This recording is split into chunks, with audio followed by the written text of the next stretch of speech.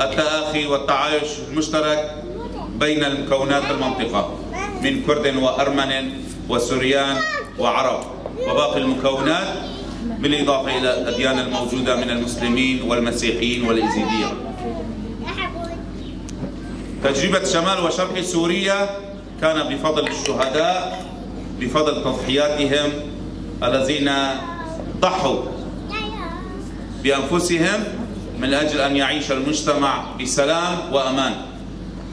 نحن في شمال شرق سوريا يسجل لها بأنها تجربة فريدة في المنطقة إن لم يكن في الشرق الأوسط، من حيث النموذج الديمقراطي، من حيث المكونات المنطقة، من حيث الحفاظ على حضارة الشعوب الموجودة في المنطقة. لكن للأسف النظام البعثي في الشام لا يريد إنهاء الأزمة السورية. أما جبوا شهيدا مقارنة سنة، جبوا شهيدا كاتن سنة، جبوا شهيدا تسكين سنة، جبوا شهيدا ترس سنة، جبوا شهيدا مقارنة سنة.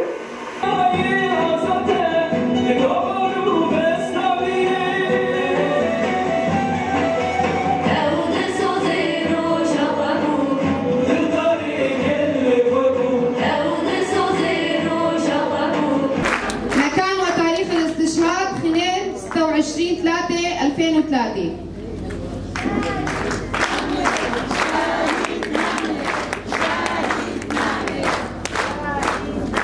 الشهيد راشد الحبيب.